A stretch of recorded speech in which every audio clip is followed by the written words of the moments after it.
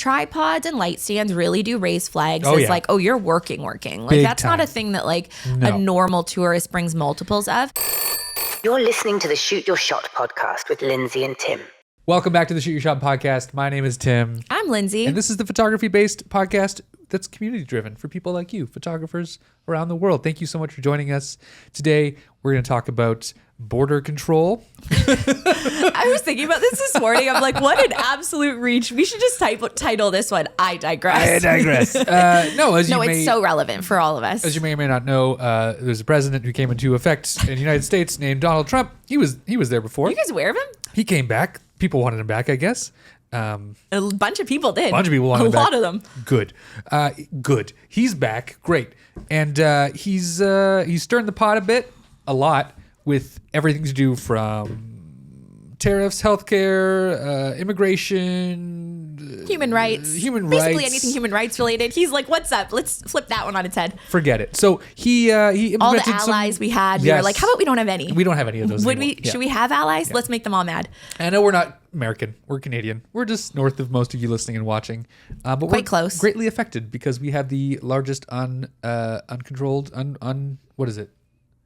We have the largest unmanned border, basically, of the planet. We've got a big ass border. Big ass border. We got a big old border. We share that imaginary line with you guys. Yes. And have for several years. And there's some changes in effect. So and our listener base is very much like, we have a few Europeans. We've got a few people from like Australia and stuff in the mix.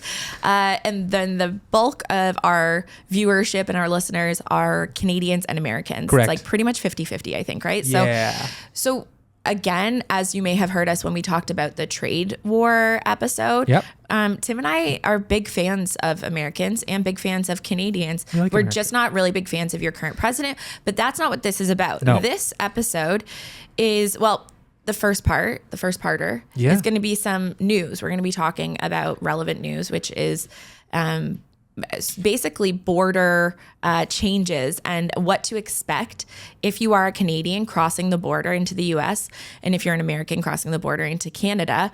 Our news is the CBC. That's where we get our news from. So that's what we listen to. So it's primarily focused on Canadians. So the first CBC article we have for you today, and the only one, which will kick off our border control episode, is from Rafferty Baker, titled What Canadians Should Know Before Crossing the U.S. Border. In summary, in April 2025, the Trump administration introduced new regulations affecting Canadians traveling to the United States.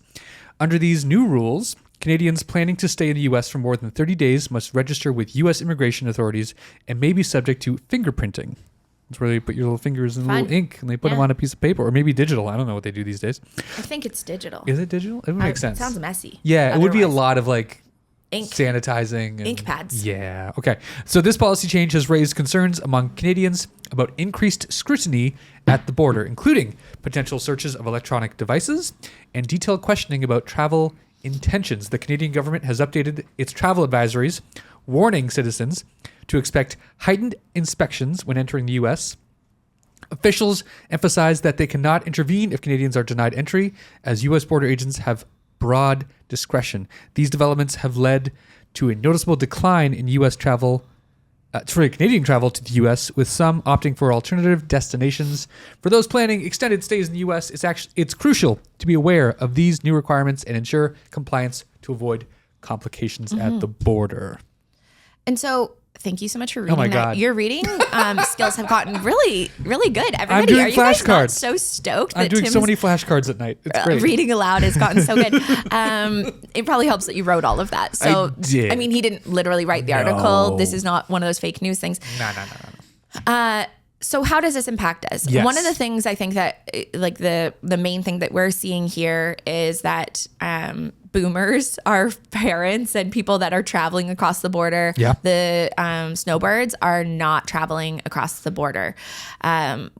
There will be a trickle down effect of this, obviously, when it comes to our economy. Bingo. If our parents are, I actually think in that scenario, that's a really good thing. You know, my in-laws, Kim and Bill, the best people, they are, instead of going down to the United States this year for the winter, they're actually planning on doing a trip. Well, I know it's April, it's not the winter anymore, but they didn't do a cross-border trip this year. They're actually going to be going out east. And I think that's the case for a lot of people. I think about that a lot. To Eastern Canada. Yeah. So I'm really excited, honestly, for the East and West Coast, for people to see it. So I have traveled all over Canada as a kid. My parents were big campers. Okay. So I have literally been Coast to coast. Coast to coast. Yeah. And in a tent. And it was so much fun. And it's one of the reasons why I don't think I will ever leave Canada if I'm not forced to, because our country is so beautiful, but vast. it's so unknown. Yeah. Because the marketing of Florida is so freaking strong. They got Disney. They've got Disney. They got gators. They've got like hot weather Deep fried all everything. year. Yeah, they got really good climate. You know, but I think we are going to be seeing a lot more people spending their vacation time differently. Out east, out west. And so we're going to hopefully be seeing, I mean, it's there's a couple ways to look at it. Mm-hmm. We're going to be seeing people that are worried about the economy because the economy is obviously at risk right now. Yep. But the Canadian dollar to Canadian dollar spend is going to be so much better than Canadian dollar spend to American dollar spend. Bingo. Right? So for us and our families, whenever we would travel to the US, we're losing like 30% just to pay a dollar. Yeah. Right? So that's interesting. And I'm hopeful that people are aware of the fact that there is more money staying in their pockets for that.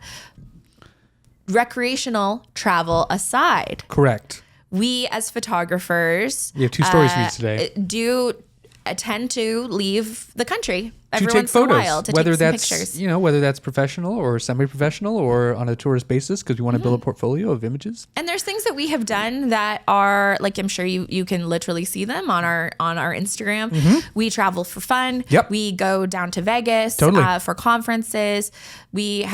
We're part of the extended universe of Taylor Jackson YouTube videos. Yes. We've created a lot of stuff for Taylor and tons his of travel. channel.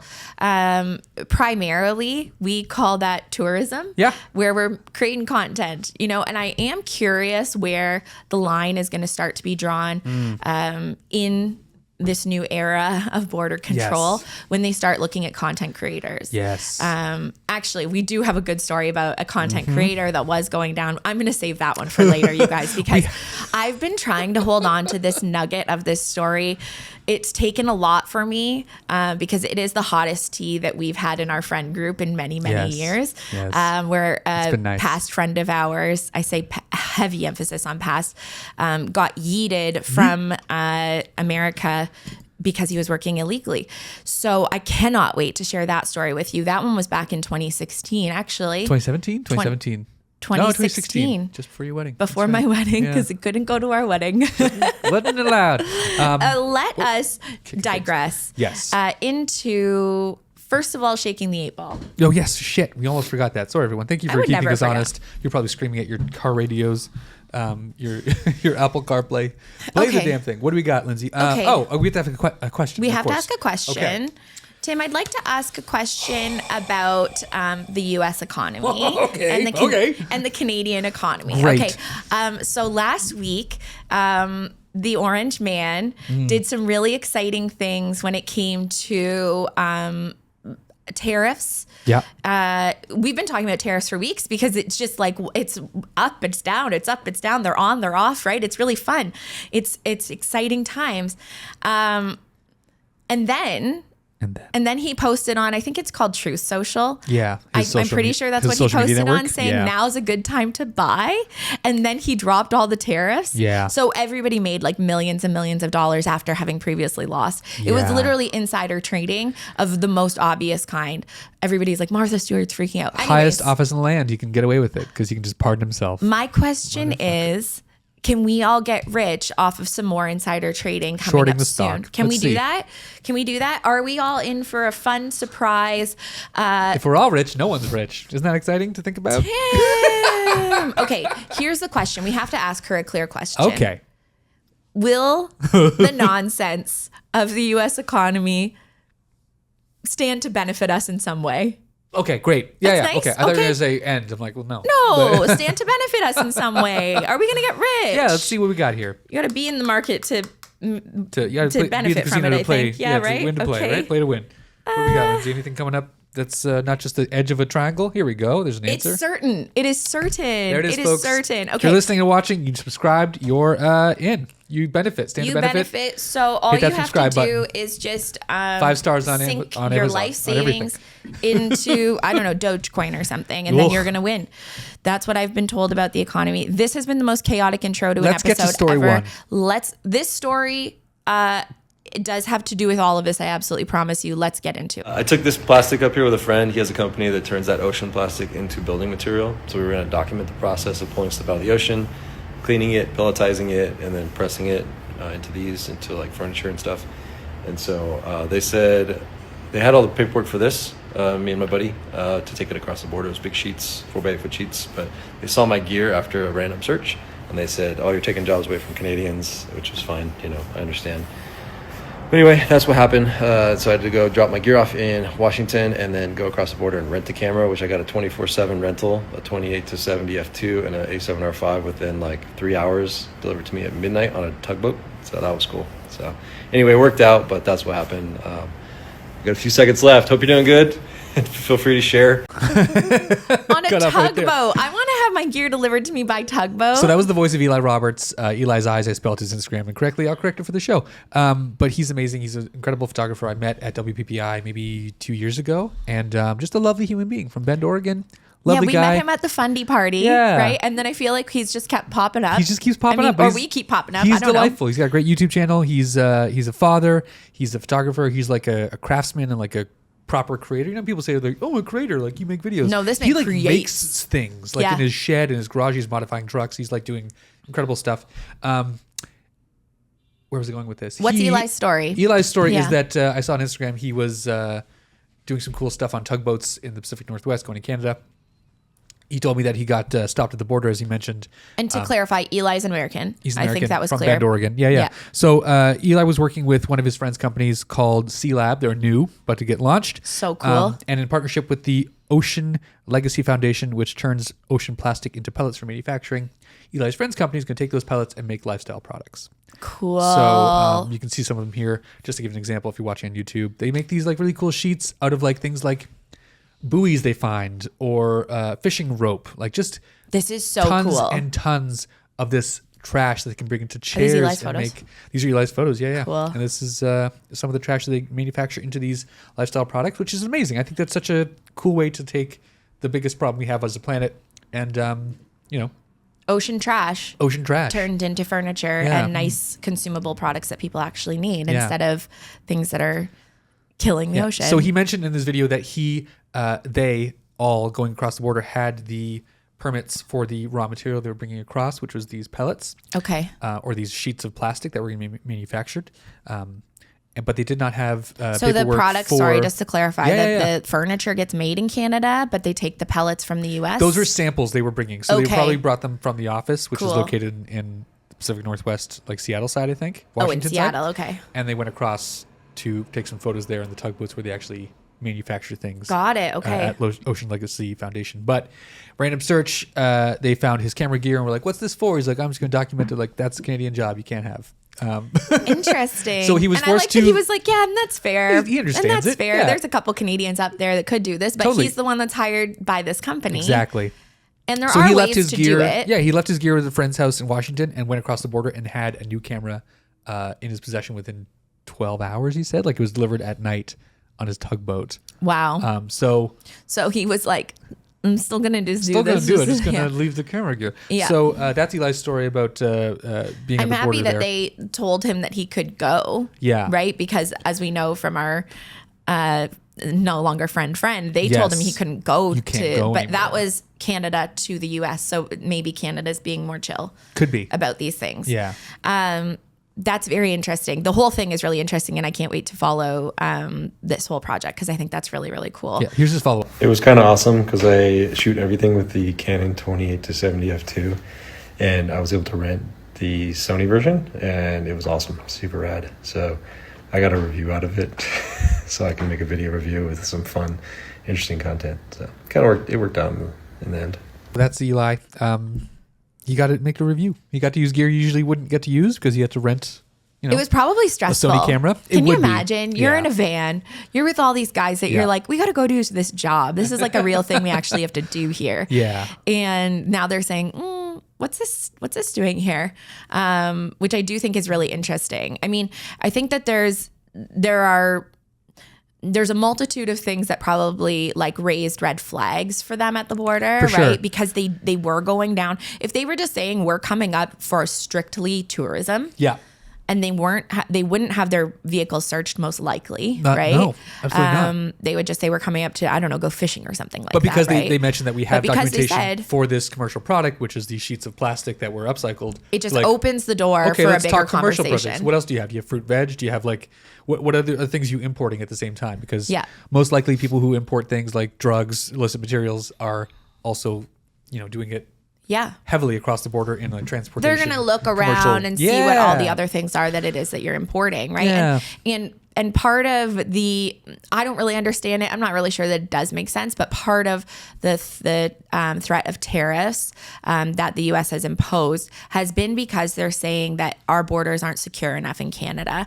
And they're saying that fentanyl has been coming across the border.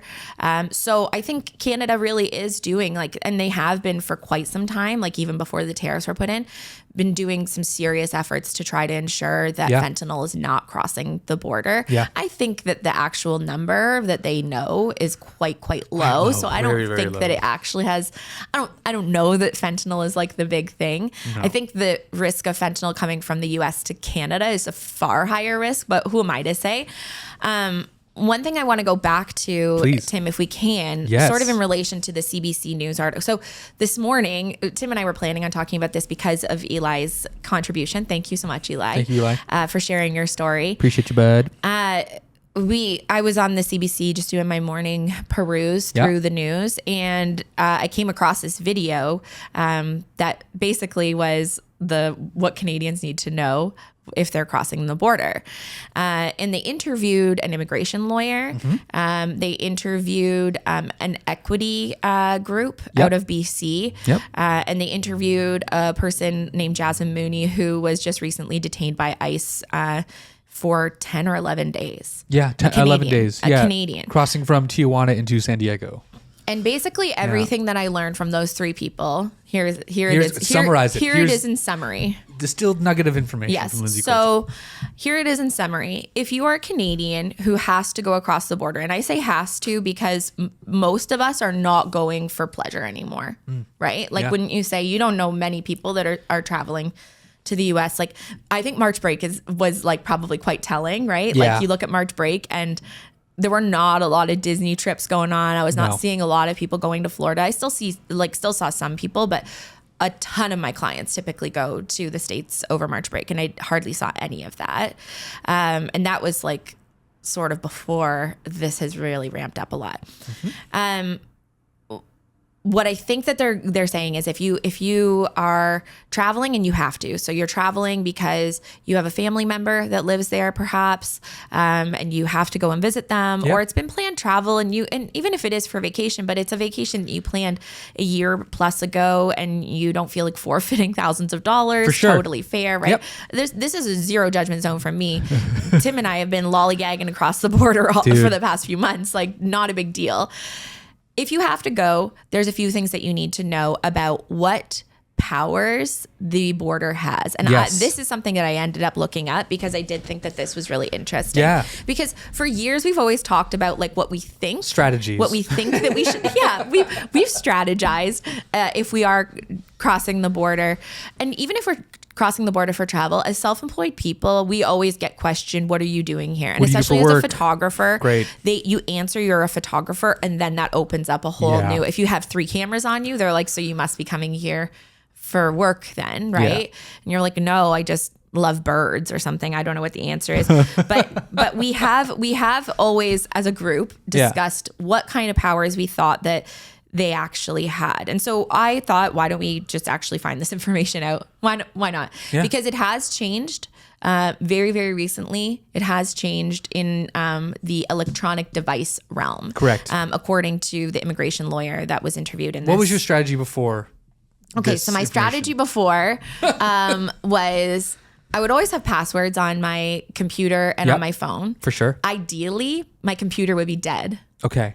Right? Because nobody's really going to wait. That's like really if they're smart. right, they're not going to wait to try to turn the thing on. Just drain the battery. Yeah. There's going to be a password on it. But if they ask me for the password, there's no world in which I'm saying no, because they're going to decline you at the border right away. Yeah. Right. Yeah. If I was traveling, hypothetically, of course, This is all hypothetical. We would never cross the border to work for work without a work permit. That would be so disgusting. unethical, That's and disgusting. we would never do that. Never. But just hypothetically, if I was going to, my strategy probably would have been to delete any communications from any potential client from my inbox, and there would be no text messages going back and forth between myself and my partner, my family, telling them what I am traveling for. Yep. And hypothetically, my family would all know to not text me saying, have a good work trip, sweetie. I hope that you enjoy your speaking engagement. You know, they would just know to maybe not do that. So just hypothetically, that's what I would have done. But it turns out that they actually have far more power than that now. So I'll just go through sort of what they have. And it seems like the power on both sides is pretty matched. Yeah. It does seem like the U.S. flexes their power a little bit more aggressively than the Canadian side, at least currently. But here's sort of the rights that they have. They can stop, question, and search anyone entering Canada or the U.S. Okay. That's valid. That makes sense. They can examine personal belongings with including vehicles, phones, luggage without a warrant. So that would be, if somebody came to your home and said, "Hi, we'd like to search this. We believe you're doing something illegal," that would obviously not be allowed. No. But you're trying to go into another country. They are allowed to search your vehicle. They are allowed to open up glove compartments. They are allowed to go through your phone and your laptop.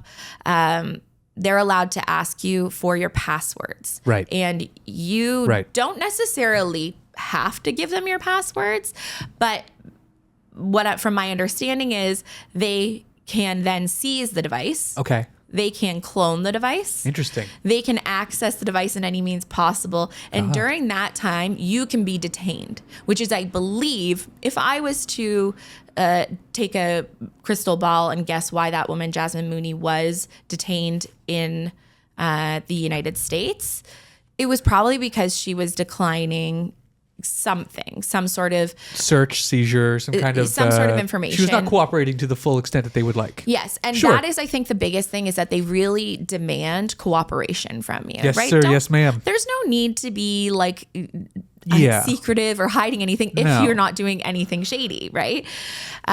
So they are allowed to ask you any number of personal questions. Who are you going to see?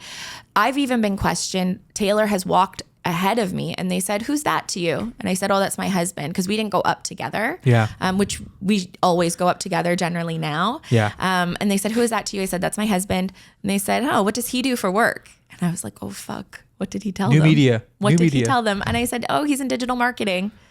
So we always say we're in digital marketing regardless, because digital marketing just sounds like anything. Every department, every company has digital marketing. It is factually true, right? Yeah. I'm not going out there saying, "Oh, I'm a wedding photographer," No. and I'm not going out there.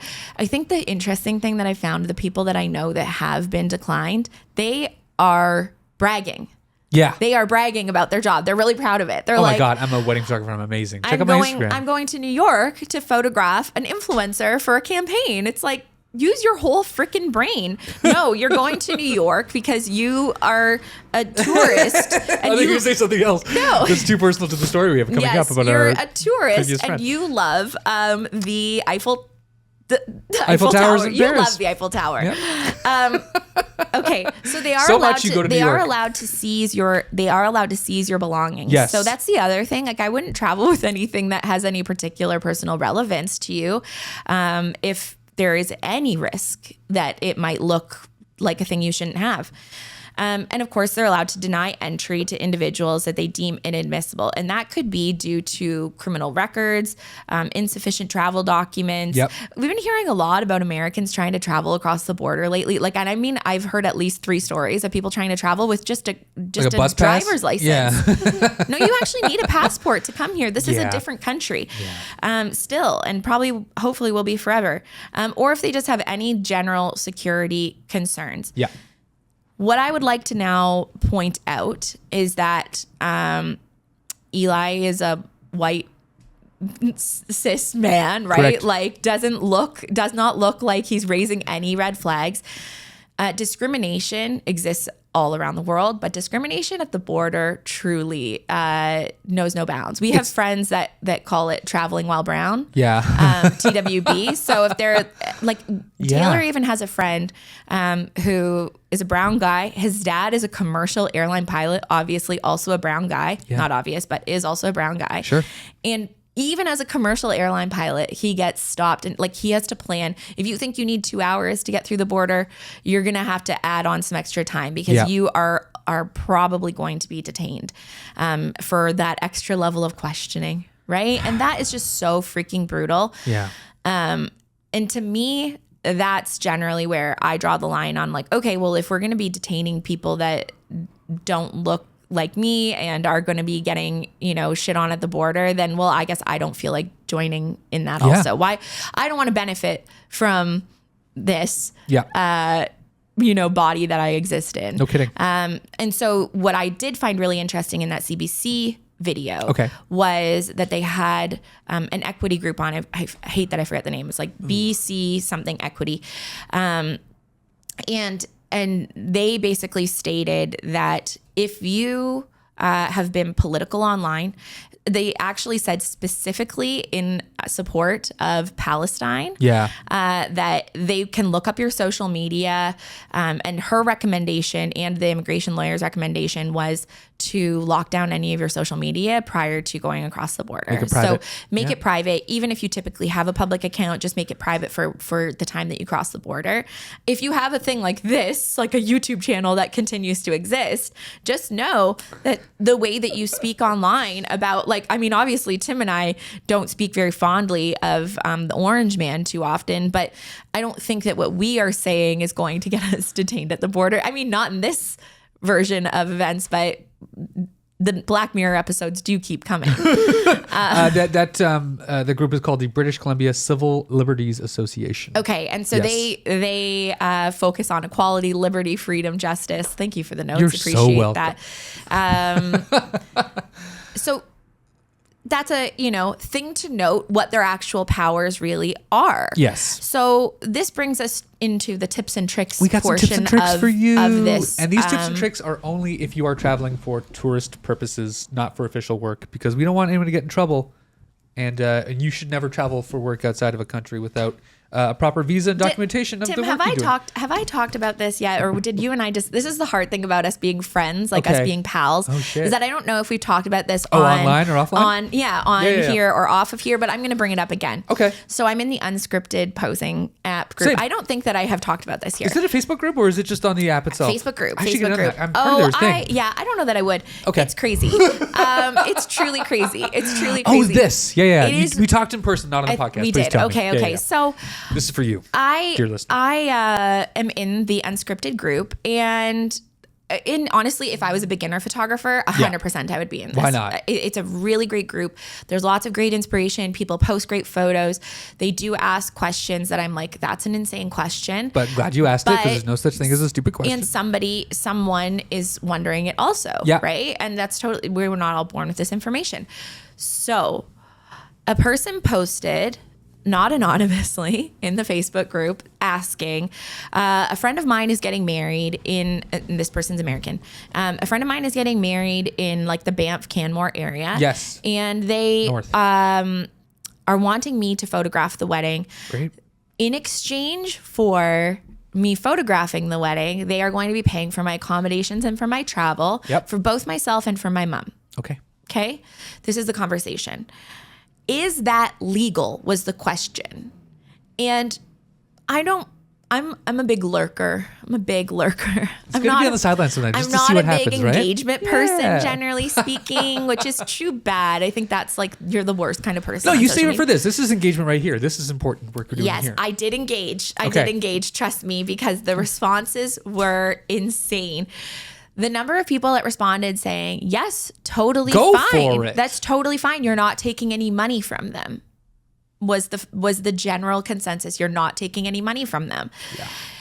And I know that you can do this because hypothetically, we know people that have done this, that you can cross borders and you can work and you can say you're going for your friend's wedding. Yep. And you will most likely 99% of the time be completely fine. Totally. Right? The responses were saying that is legal. No problem. And you can absolutely get away with it, which are very different statements from is it legal? Is it legal? Okay. So legal and can you get away with it? Very different things. Very, very different. And so I'm going to break down for you what I said in this response. Please. I was like, hey guys, Canadian here. Just wanted to comment because I'm like freaked out by the number of you that think that this is fine. That is legal. Yeah. Do I think it's fine or okay, or you can get away with it, or like it's kosher, go and shoot your friend's wedding, whatever. I don't really care. Of course, I don't really care. It's not my business. I mean, actually, literally is my business because I would be one of those photographers that could potentially be getting said job, but that's okay, right? Like as a Canadian, we could be taking these jobs in Banff, but no, you live in Washington, go and take this job. Yeah. So I was like, it's freaking me out the number of you that are saying that she should go ahead and do it. Without giving at the very least some clarification on what the potential risks are. Bingo. And what the actual legalities are. So the actual legalities are that it's illegal. Yeah. Plain and simply, it's illegal. Without a visa, without a work visa, without a work visa, you are not allowed to take a job, paid or unpaid, if there is any sort of transaction going through. Yeah. It doesn't, people were commenting dumb shit like, oh, well, are you a licensed business? Is this your full-time job? The border does not care. They don't care if your taxes are up to date in the United States. They don't care about any of that. Shit. They care, are you taking a job from a photographer in Banff, yes or no? Mm-hmm. And you are. So because she was being paid in the form of travel. Yeah. That was a direct exchange of goods and services, right? Yeah. It doesn't have to be $500 hitting your bank account. No. It would also be really, really easy for them to figure it out because they would say, who booked your travel? No kidding. And she would not have a receipt for having booked her travel. Okay. Mm-hmm. So even if she did want to go and say, oh, well, like, I'm just going to do this myself, she would actually be better off taking cash from her friend if they live in the same area, going and putting it on her credit card and then buying her travel herself. Yeah. Hypothetically, not that I would ever do this or anything, but that's what I would consider if I was her. So anyways, I say my piece. All the Canadians in the chat are like, yeah, accurate. You cannot just come and work here. You can, but you shouldn't perhaps. And then all the Americans were like, why are you telling her to not do this? She's going to be great experience, great for her portfolio. Great experience. I was like, again, CBSA not caring about your portfolio one bit, babe. No. What they will care about is you coming 2 days before your friend's wedding with a bag full of gear, expecting to be able to shoot this wedding. And now your friend has to hire a photographer in Banff. And let me tell you, that's not going to be an inexpensive experience. No, that late in the game? That's no an chance. $8,000 whoopsie now. Do. And that's where I think we get into the responsibility as the photographer to tell your client what the risks are in you working across the border that you are not legally allowed to work in. Let them know it's a risk. You can do this, but you have to tell your client, be prepared that I might not make it. I might not make it. And I really hope that I can. Or be prepared for a situation like Eli's where you say, okay, I will come. I will have to forfeit my gear at the border. And we'll figure it out when we get there. And now you have to figure out how to rent gear. And hopefully either you have a really great relationship with your friend and they're going to pay for it, or you've been paid enough in actual dollars to go and cover the cost of a gear rental. Bingo. So anyways, of course, in true Facebook group fashion, the post was deleted because it got too real and too serious. And my other recommendation to this girl was, and if I was you, I would probably not have this post under my own name on a public Facebook group. Rip it off the head. Like, get out of here with that. Like when they go to search your name and first thing that wedding, pops up, the most popular thing, the most recent popular thing. Come on. So funny. So with that very real story of how this goes south being said, let's talk about what we think you could do if you were traveling across the border as a tourist, and you're only taking cameras to document things that you're don't contribute to necessarily your portfolio, but it's not paid work. It's not paid work. Even with that being said, there are rules and regulations about how much gear and what you can bring across, because it would look like commercial goods. It would look like commercial goods. It look like you're trying to sell it, maybe doing like a whole Craigslist thing, Kijiji thing over the seas. So you want to make sure that like you're well within your bounds of what a tourist can bring into said country. A few combinations here. We have Canada to Mexico. We have US to Canada, and then Canada to US. Yeah, I think I did that right. I don't know. Did I do it twice? Tim's been like Tim's got like a board, like imagine like Charlie Kelly. With all the red things, like a detective that gets fired from his job. That's and the Charlie then, Kelly like, he's meme. got like a trailer and he's like, you're in the trailer and you're cooking. So things to keep in mind, first and foremost, if you are being paid to shoot in another country, you're technically working, even if it is a gift or trade. We've mentioned that already. So that's just something to keep in mind. Some agents may ask to look at your laptop, hard drive, or memory cards. They're allowed to, especially in the US, even without a warrant. We covered that already. That's a good tip to keep in mind. Pro tip, travel with clean dummy SD cards or external drive if you're worried about privacy or sensitive client data. So if you're going to cross the border, it's actually a really good point, especially wipe like your cards. Tim and I don't shoot a lot of sensitive things, but if I was shooting boudoir, that would be a real thing that I would be quite concerned with for my clients' data, to make sure that like you have no idea how many eyes are going to be on that. If they are just going to be plugging your SD card in and see what's on there. I don't know what group of 12 border agents is in the back now perusing booty pics. Even that, like, it's like, I'm not commercially a photographer, and they look at your SD card. Like, there's family shoots on there. There's like a past wedding. I'm like, yeah, you are, bitch. Seems like you are. Definitely a photographer. Yes. For money. So another one is I'm second shooting for a friend. Still counts as work. 100%. Yeah. You're taking a job. Yep. Yeah, absolutely. And even if money isn't changing hands yet, a favor for a friend that results in content delivered can be viewed as commercial intent. And the other thing that I think is really important, Tim, is that typically what we see when people are being detained or extra questioning or whatever because they are working, it's because they're going to the same place over and over again. Yeah. Right? So if you're a photographer that's going down to New York to shoot over and over and over again, they're going to wonder what's going on. Yeah. They're going to have some questions. I'm still saving that little nugget for you until the end because, wow, I can't wait. But if you are going to the same place every single time, they're going to wonder, do you have family? Yeah. Do you have a side piece? Or do you have a job? So those are some questions that they might ask you. Jesus Christ. So we'll start with keep in mind for tourists. Let's say you're a Canadian, you're going to Mexico as a tourist. It's a fun one to bring up. What you can bring up to 2 cameras or 2 camcorders, lenses and accessories within reason, a laptop, 1 tablet, 1 cell phone, 1 GPS. I don't know why you'd bring a GPS. Geocaching. That's insane. Oh yeah, right. People love to geocache. I used to geocache a lot. And you're like questioning why? Well, it's on your phone now. You don't need a proper GPS. I don't know, man. Okay. Have you ever looked at like just like the regular like Canadian like Government of Canada website? You still have to fax your tax stuff in. So of course they're telling you about the GPS. They're like, if you could fax us your tax documents. Everyone has a fax machine, right? Yeah, I'll fax you for sure. Another one is personal drones are hit or miss. Some Mexican airports will confiscate them if unregistered. All of this feels like a gray area because they want to be able to look at a certain rule and be like, well, it's kind of a gray area. It's at our discretion as border agents. 100%. So this is just good things to keep in mind. Under 2 cameras, you're probably fine. What to avoid?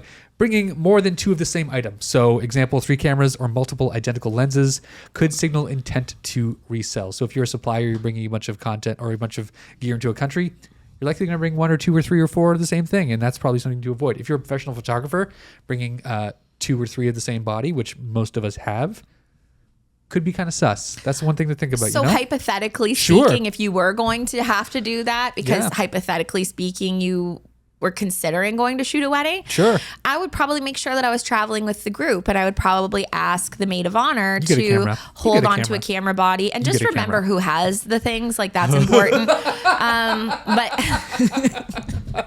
Not that hypothetically we know why would anybody. that story come up? Why are we know doing about anybody that? that might have lost camera gear after they handed it to an entire wedding party. But, but that's a really good way to not be walking through security with a bag with $30,000 of gear. Now. Yeah, you don't want to do that. So large lighting kits, gimbals, or audio setups may raise flags and might be taxed. No paperwork is required if you're within normal limits as a tourist. Just don't show up with a Pelican case full of pro gear because that will raise all the red flags. The other thing is, if you really Tim and I thankfully shoot pretty minimally when it comes to lighting. Yep. But if you are an off-camera flash person, tripods and light stands really do raise flags you're working. Like Big that's time. not a thing that a normal tourist brings multiples of. Thankfully, light stands are really inexpensive, and there was a Walmart in Cancun. So if I was going to Mexico, or if I was going to, pretty much anywhere that required me to bring lighting, I would probably just buy it there. I would build that into, hypothetically, the cost of doing the job. Yeah. Hypothetically speaking. I printed these out twice, so it's just different. I'll just do US to Canada. Okay. Let's do that. We kind of did... well, we just did Canada and Mexico, did we not? We did do Canada and Mexico, but now we have two of the same ones because I didn't Don't you have it upside down? No. Tim? I thought you did. I thought you had it upside down. That's okay. Let's do US to Canada. US to Canada as a tourist. What you can bring. Personal gear is allowed duty-free as long as it's not left in Canada or sold there, obviously. You can bring cameras, lenses, tripods, drone for personal use, laptop, etc. Canada is very chill about tourists with cameras unless you're obviously shooting commercial production, which is what Eli ran into because he was there for a commercial project with his friend for the company, and that's what got him flagged, basically. That's the long and short of that. My guess is the US to Canada, Canada to US is probably the same. They probably very have similar. matched each other. Yeah. Because I read it up, I just printed the wrong one. Declaring yourself as just a tourist and then showing proof of paid Canadian job could lead to trouble. So you want to make sure your story is straight. You know what I mean? You want to make sure that you're saying everything that you need to say to prove that you are in fact a tourist and not just lying. You know what's interesting here? Your gear looks clearly used is a really interesting one. Yes. That's specifically interesting because of the tariffs right now. It's not usually beneficial for us to buy our gear in the US because there is a 30%. It's a nightmare. Why would you do that? Yeah, it's already crazy. Yeah. And I think that they are being hit by tariffs. Who knows? I think the tariffs are currently paused. Whatever, tariffs, blah, blah, blah. But if you are bringing camera gear that you have perhaps purchased or someone gifted you and it's new, whatever. You just bought it before you crossed the border. You're like, great, I got this from Kijiji. It's in the box. They gave me the box and paperwork. Cool. I'm just going to take across the border that way. That's a big red flag. They see that as a commercial product. Yeah. You want to make sure you're not bringing it in the retail box it was sold in. Just toss it in what does Taylor do? He puts things in socks or used to wrap his lenses in socks. And then so hypothetically speaking, last year I maybe crossed the border with a bunch of new Nikon gear. Yeah. Just hypothetically speaking. Maybe. Here's what I would have done if I was to have done that. Yeah. I just took it all, and it was all brand new, took it all out of the boxes, put the boxes in one suitcase, put the gear in a suitcase and in a backpack. Yeah. So that if any of it was searched, somebody would have had to open up all of my stuff and all of Taylor's stuff in all of different areas. Yep. That's probably quite unlikely that they're going to open up all of those things. But even if they did, that was still before tariffs. So I would have just paid customs or whatever on it. But I wrapped the lenses in clothes and stuff. Yeah. No one's going to be thinking this person is clearly bringing in brand new gear because that would be an insane thing to do. That would literally be an insane thing to do. Just make your really nice gear look a little bit shittier. Just fuck it up a bit. And then ideally don't bring the boxes. You could have shipped that. That would have been a good, hypothetically, if that ever happened. Well, I did consider shipping, but there was no shipping depot near me. And then Taylor was like, do not bring the boxes. That's so stupid.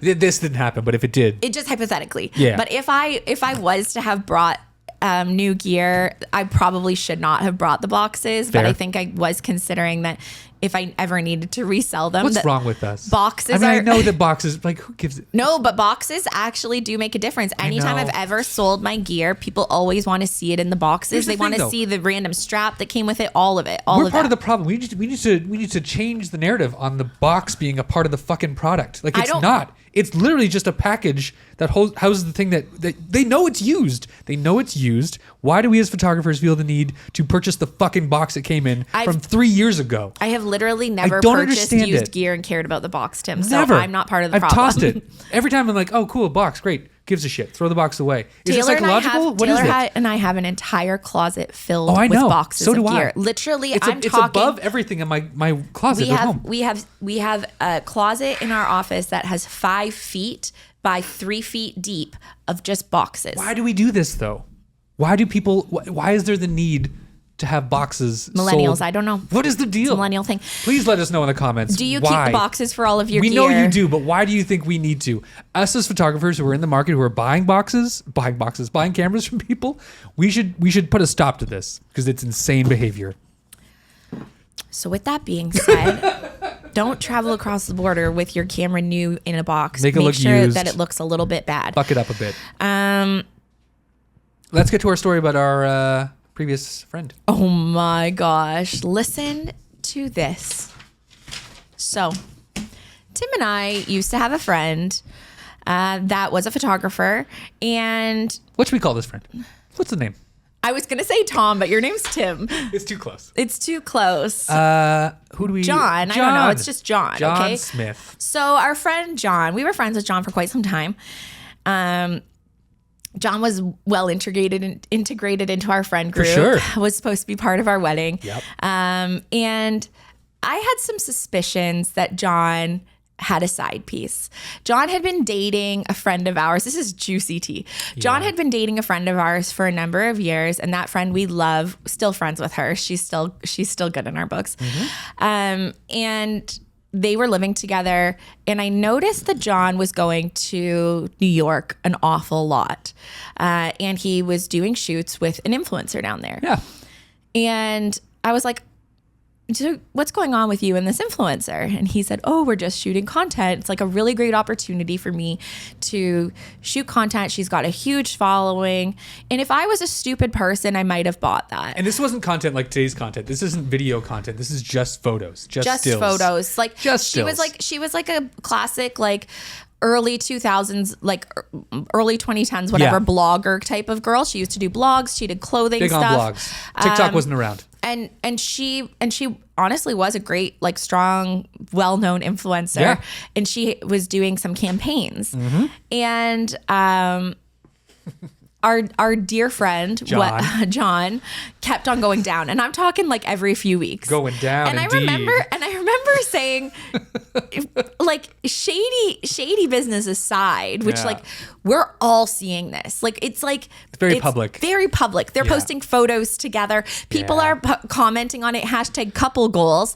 Yeah. And he is still lying to our faces, saying, no.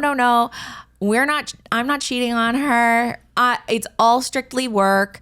And I was like, well, even if it is work, it's going to look really bad to the border. It's going to look really bad at the border.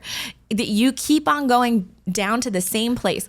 Thankfully, in our area, you pre-clear customs in Toronto. Okay. So you pre-clear in Canada. You don't have to like go all the way to the US-Canada border in Before order. you go in Toronto, Pearson Airport, there's border control as soon as you get through security. Next So- stop is border control, and once you're there, you're technically in the United States. Yeah. Terminal 1, baby. So Taylor and I have been saying to him for months, you need to tell your girlfriend that you're cheating on her.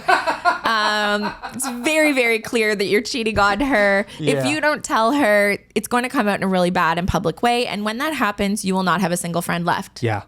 Mark my words. I'm very, what's the word I'm looking for? I'm stubborn. Loyal Loyal yeah. and stubborn. Okay. Okay. So I wanted to remain friends with this man up until the point that we found out that he was making a fool of everyone. John. So John says, no, nothing's happening. John then goes down for Fashion Week. Yep. And is photographing his friend for Fashion Week. And they've created a bunch of content. And then a week or so later, John comes home. John goes back down. John goes to Toronto. John calls while Taylor and I are, and this is how I know the timing of it, because this was actually in 2016, 1 year before we got married. Yeah. Taylor and I went to our wedding venue. This is such a tea story, you guys. Taylor and I were in Mexico scoping out our wedding venue. Yeah. And I get a text message from John saying, I am at the border, like in border control in Toronto, and they're searching all my shit. What do I do? And I was like, you're cooked. You're absolutely cooked. That's done now. Yeah. He had the audacity. So the border then said that they wanted to see his like tax paperwork or whatever, because they wanted to prove this is it's honestly helpful that he went through all this because we learned a lot. Yeah. They wanted to prove that he was a Canadian that made money in Canada. Yeah. So he diabolically had his girlfriend, the real one, drive his tax paperwork from our city to Toronto for him to prove that he was a working Canadian citizen. I think if I'm not wrong, I think that time he actually got through. And then what does he do? He does it again. He does it again. A couple weeks later, he goes down, he gets detained. He calls me, he's like, they told me that. So actually, this was the time we were in Mexico. He texted me, and Taylor said, "Please do not text him. Just call him." Like we're like texting about this stuff. Let's not do a thing. Yeah. So I call him, and he's having an absolute meltdown. And he said, "I'm at the border, and they looked through my stuff, and they saw that I was shooting a campaign for Michael Kors with this person." Yeah. And I said, "Why didn't you just tell them that you were there seeing your side piece?" And he was like, "I did." Okay. So he admits said, it. No, but he said, but I just told them that for the sake of border things. John. And I was like, okay, John, no problem. So anyways, John got banned from the United States for like a year, I think. I think so. Within a month, we saw with our own two eyes, him and this friend, at a bar just over here. At a bar in our local area, because when you're an idiot, man, you truly shit commit. what you eat. Yeah. You commit to being the worst person of all time. His girlfriend left him. He got banned from the United States. Got banned from the wedding. He got kicked out of our wedding for many reasons, but also because when you get banned from the United States shares all of their data of who has been banned with every country. Yes. And so we were like, well, you probably won't even get into Mexico anyways. And also, you're a bad person. Also, she's coming and you're not. And we ship your now ex-girlfriend. We still love her and we wish nothing but the best for her. So thank you so much, dear John. Dear John. Teaching us all a lesson about border security. And if you're going to cheat on your partner, don't also do commercial jobs in that country. International crimes. You should just get a side piece closer to home. But not too close that we can see them at the bar down the street and blow up your entire life. Or just don't get a side piece. Just be a reasonable human being and break up with the person you're with. Photographers are so weird. You know what? This is such a weird thing. Photographers are the worst. We are. Because the ego that is involved in photographers is just unbelievable. I mean, here we are. We yap once a week about absolutely nothing and we think people want to listen to it. But sometimes the ego goes so far that you think, I need not one woman, but I need two. You need to have your shit in check. We see this a lot. We see this a lot with with photographers cheating on their partners, with just doing like all kinds of crazy things. Why? I don't know. I guess because it's a visual industry and we like pretty things, and why have one pretty thing when you could have two? I don't know. Constantly searching for something in yourself that's missing. I don't know. This border security conversation has taken a turn, as it always does. And I digress, Tim. We digress. Should we wrap this baby up? Let's wrap this up. Thank you so much for listening, commenting, sharing this video and this episode, giving us 5 stars on Apple Podcasts, Spotify, everywhere else that you can rate and review this we've We love you. We're so sorry. But we're also, you're welcome. To listen to this. You're also welcome. It's been swell. Thank you so much for being here. We will see you again next Monday. Bye.